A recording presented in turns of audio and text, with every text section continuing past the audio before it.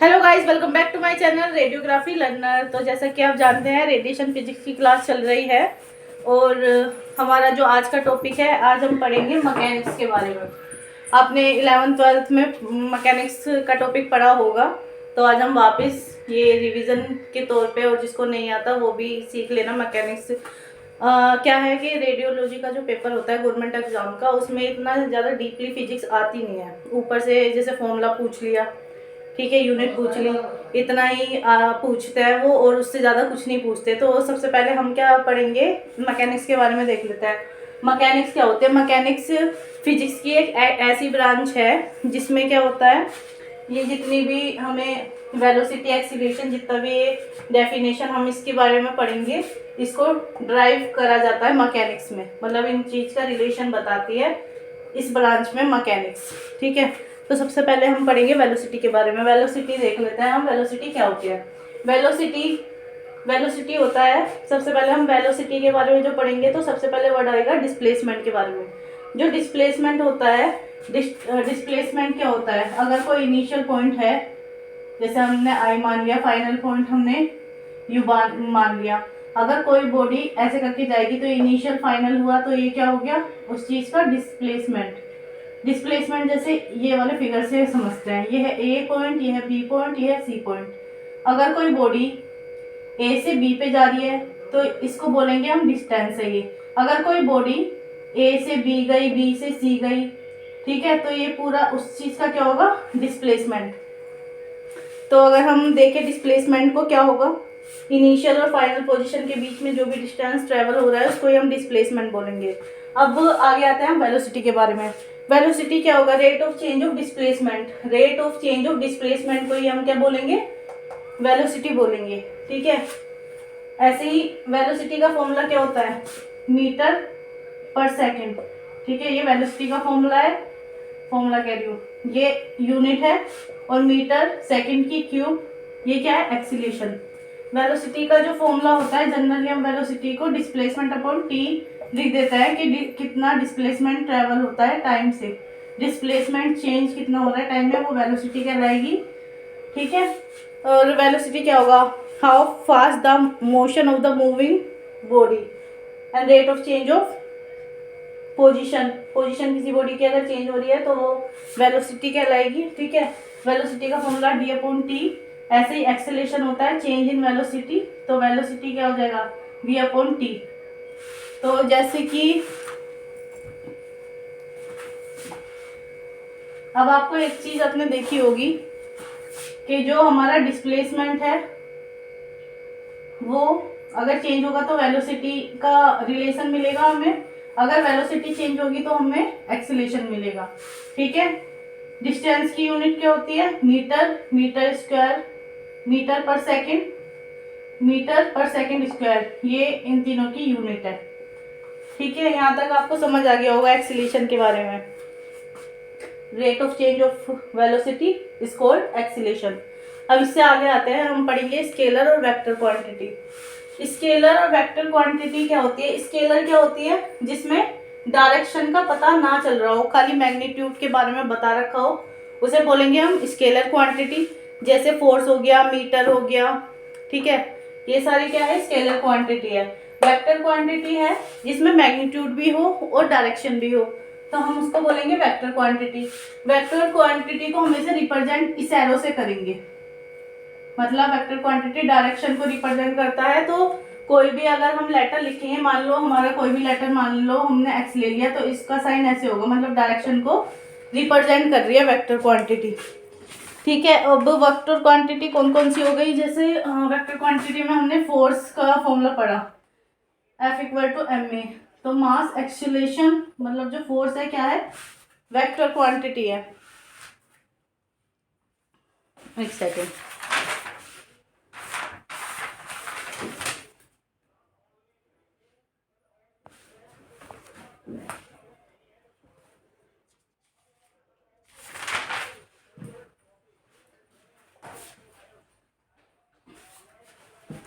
हमारी फोर्स हो गया, डिस्प्लेसमेंट हो गया, वेलोसिटी हो गया, इसमें क्या हो रहा है, हमें डायरेक्शन का पता चल रहा है, तो इसलिए हम इन तीनों को क्या बोलेंगे, वेक्टर क्वांटिटी है ये। ठीक है, अब बात आती है आगे फोर्स की। फोर्स आपको जैसा पता है फोर्स क्या होता है, मान लो ये कोई ऑब्जेक्ट है, ठीक है, ऑब्जेक्ट पे अगर हमने यहाँ पे फोर्स लगाया तो फोर्स का formula F equal to m में हमने पढ़ा है। मतलब ये कोई बॉडी अगर ये फोर्स लगा रही है तो इस बॉडी का कोई ना कोई मास भी होगा, अगर ये बॉडी फोर्स लगाएगी तो यहाँ पे एक्सीलेशन भी होगा। ठीक है, वेलोसिटी चेंज हो रही है तो वहाँ पे एक्सीलेशन होगा ही होगा, तो उसको ही हम बोलेंगे फोर्स। फोर्स का formula F equal to m में। ठीक है, फोर्स की यूनिट क्या होती है, फोर्स की यूनिट होती है न्यूटन। न्यूटन को हम एन से रिप्रेजेंट करेंगे। आगे चलते हैं, फोर्स के बाद हम पढ़ेंगे वर्क। वर्क का फॉर्मूला क्या होता है, F is equal to f s. Force और स्पीड, अगर कोई ऑब्जेक्ट पे, अभी बताया था फोर्स क्या होती है, कोई ऑब्जेक्ट पे फोर्स लग रही है तो ऑब्जेक्ट का ये डिस्प्लेसमेंट हो रहा है, मतलब यहाँ से अगर कोई फोर्स लगा के यहाँ पे जा रहा है तो क्या हो रहा है, डिस्प्लेसमेंट हो रहा है, तो इसको ही क्या बोलेंगे हम, वर्क बोलेंगे। प्लेस चेंज हो रहा है तो काम हम कर ही रहे हैं तो उसको बोलेंगे वर्क। तो वर्क की यूनिट क्या होती है, वर्क की यूनिट क्या होगी, जूल। वर्क की यूनिट जूल होगी। अब बात कर लेते हैं पावर के बारे में। रेट ऑफ डूइंग वर्क को ही पावर बोलते हैं। पी से रिप्रेजेंट करते हैं पावर को, कितने टाइम में हमने कितना वर्क किया है उसको ही बोलते हैं पावर। ठीक है, पावर की ऐसा यूनिट जूल पर सेकंड होती है। ठीक है, और दूसरी यूनिट वाट भी होती है, या तो जूल पर सेकंड या वाट से हम लिख सकते हैं।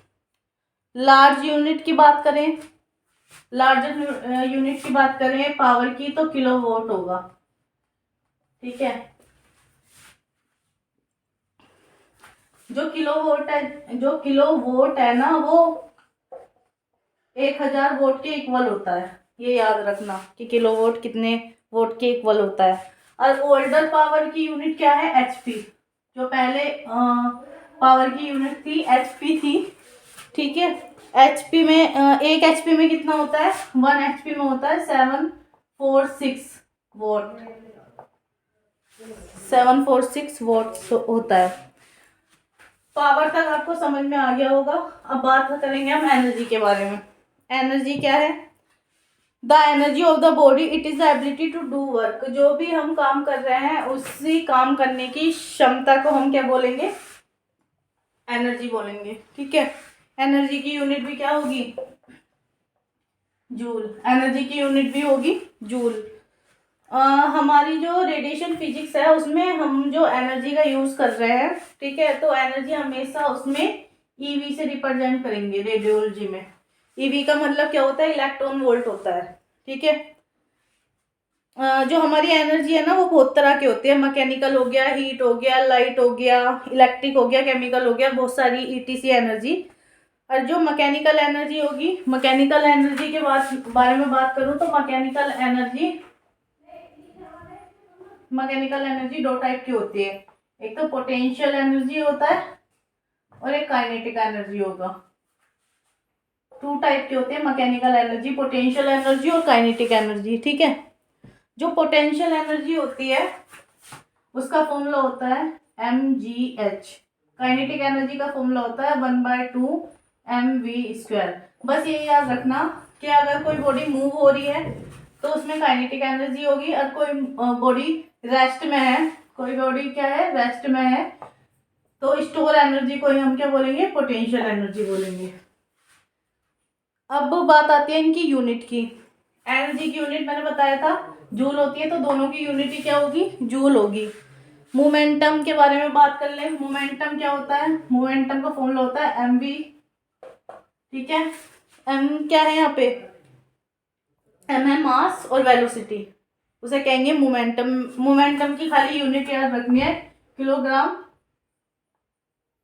पर मीटर स्क्वायर। वो किलोग्राम एक सेकेंड, किलोग्राम पर मीटर, किलोग्राम पर मीटर आएगा इसकी यूनिट, मीटर पर सेकंड, किलोग्राम मीटर पर सेकंड इसकी यूनिट आएगा, किलोग्राम मीटर पर सेकंड, ये इसकी यूनिट है मोमेंटम की। तो बस आज के लिए इतना ही, मैकेनिक्स में ज़्यादा कुछ पढ़ना नहीं है, बस यही सारे टॉपिक थे जो हमें कवर करने थे, ठीक है। और कोई टॉपिक है नहीं।